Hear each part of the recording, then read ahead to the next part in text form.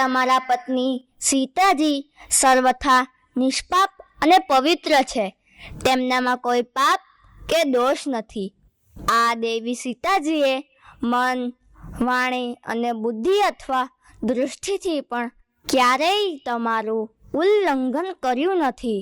રાવણે આમને બળજબરીથી પોતાના અંતઃપુરમાં રાખ્યા હતા, છતાં પણ રાક્ષસીઓના ભય વચ્ચે આ સીતાજીનું મન હંમેશા તમારામાં જ પરોવાયેલું હતું.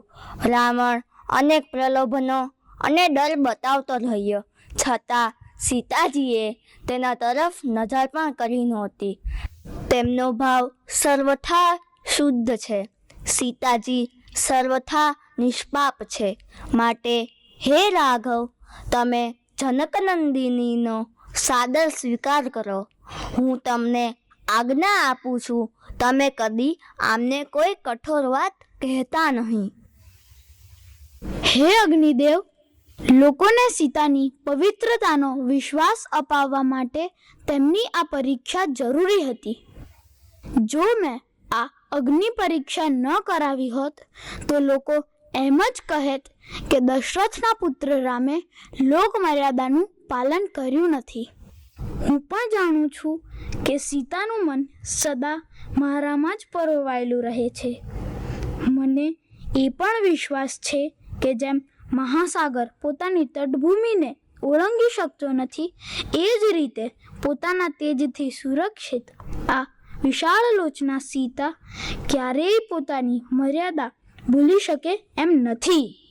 છતાં પણ ત્રણેય લોકોના મનમાં વિશ્વાસ અપાવવા માટે એકમાત્ર સત્યનો આશરો લઈને મેં અગ્નિમાં પ્રવેશ કરી રહેલા આ વિદેહ કુમારી સીતાને રોકવાનો પ્રયત્ન ન કર્યો.